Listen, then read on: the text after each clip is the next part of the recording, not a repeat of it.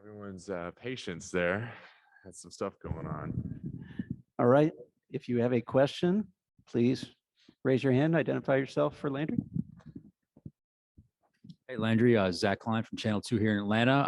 AJ was telling us he never had a workout, never spoke to you guys. He was surprised. Just how did he get on your radar and end up going to you guys in 16?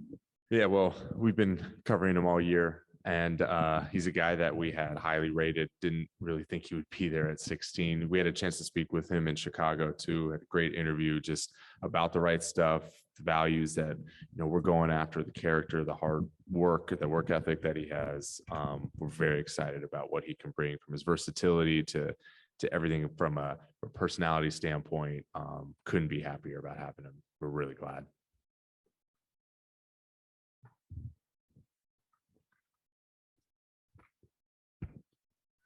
AJ is pretty young. He's 18 years old. Do you see him making an impact next season, or what is the plan for him? We'll see. You're right. He's definitely young. He got a great physical body. He can definitely shoot the ball, and he takes pride on the defensive end. So we'll see. Right now, for where we have him at, he's still got some development to do, as most rookies do, and we'll bring him along slowly. So we'll see in time.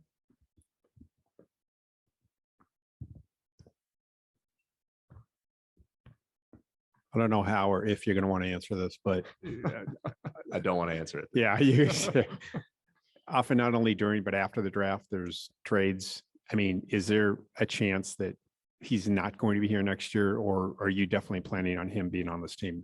Are we talking about AJ right now? AJ, yeah. We picked AJ because we really like him, so our plan is to have him. And then another question you're going to want to, you'll probably be more vague about. How many balls are in the air right now? Is there any way in terms of potential trades and things that are going on, conversations that might have been happening tonight and today? Yeah, I mean, look, the past few days, part of our job is, as is taking a bunch of calls and making a bunch of calls. But honestly, like right now, it's about these draft picks that we had, and it's about their night. So I'd like to keep it with that for sure.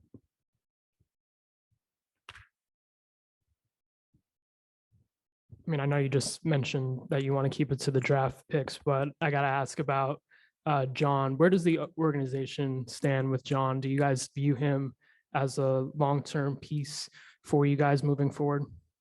Yeah, I mean, we have under contract for a long time. He's been a great player for us. He's done great things for us. So, we're excited about John Collins. Like right now, I'm sure as everyone has alluded to, you take phone calls, you make phone calls. It's just part of our job. We've been mandated to get better, and we want to get better. So it's kind of what I mentioned before, for sure.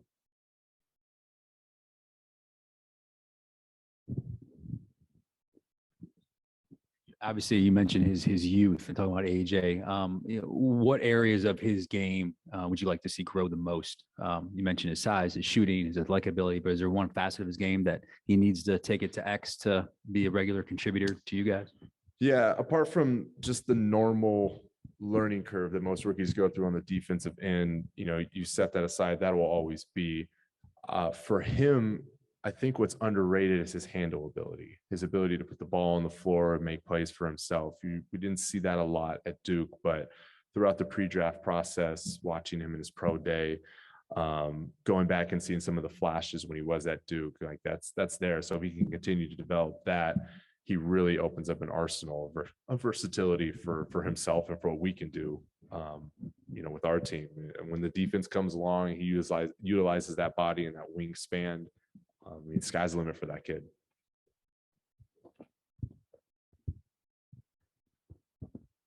With AJ's background, having a dad as a coach and him being able to spend some time with the Raptors back in 2020, it sounded like, how do you think that gives him a leg up as he comes into Atlanta?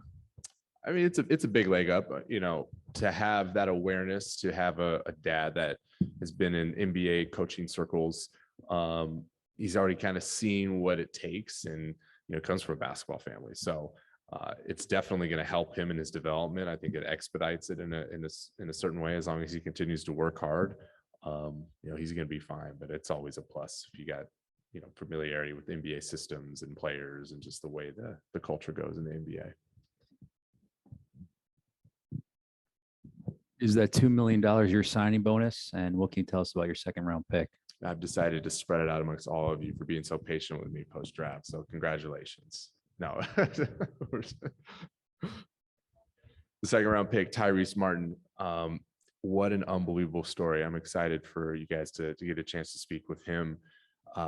Another guy that from a character value standpoint, what we want to build here, we couldn't be more excited. Him and AJ are top notch in that regard. Tough kid, brings defense, also versatile as a wing, can shoot the ball. Hopefully we continue to see that be consistent as we continue on here. You know, he had a great shooting year last year. We want to make sure that that's going to continue, but from what he brings from an intangible standpoint on the defensive end, he's another guy just like AJ, where I think that the handle is a little underrated, and that's something that we saw in the pre-draft process that really grew. You know, at UConn, he played a great role, and that's really going to help us as we project a guy like that in the second round to possibly get in the pathway to play more.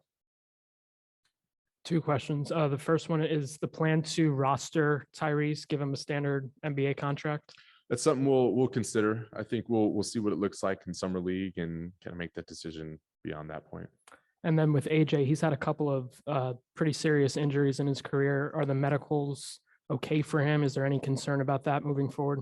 Yeah, we're totally comfortable with that. You know, throughout the draft, as we were kind of eyeing him and seeing where he would end up, we got with our doctors, we went through the medicals. They're completely comfortable with it, you know, and we have faith in what they do for us. So we're good there.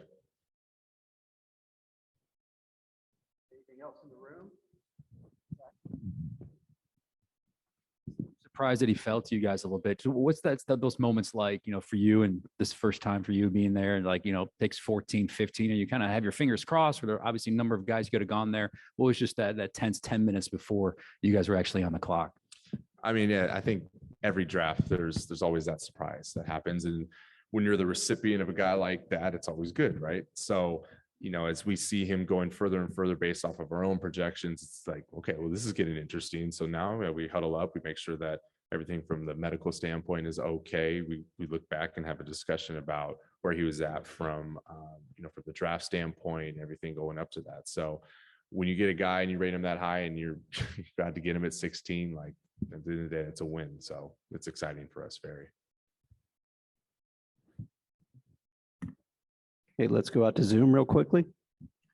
On Zoom, we'll go to AJ from Hawks Fan TV. Hey Landry, this is AJ from Hawks Fan TV. Haven't gotten a chance to meet you, so congratulations on the promotion too. So just wanted to ask you, was it any different experience going into this year's draft as you being the GM now for the team? Anything you know kind of want to shed light on? Yeah. Hey AJ, thanks. You know, for the earlier comments. You know, it's not my first draft. As you know, as GM, it's pretty similar in this regard. The past two seasons here, it was the same thing. So nothing was really new in this particular draft. All right, anyone else? Okay, thank you.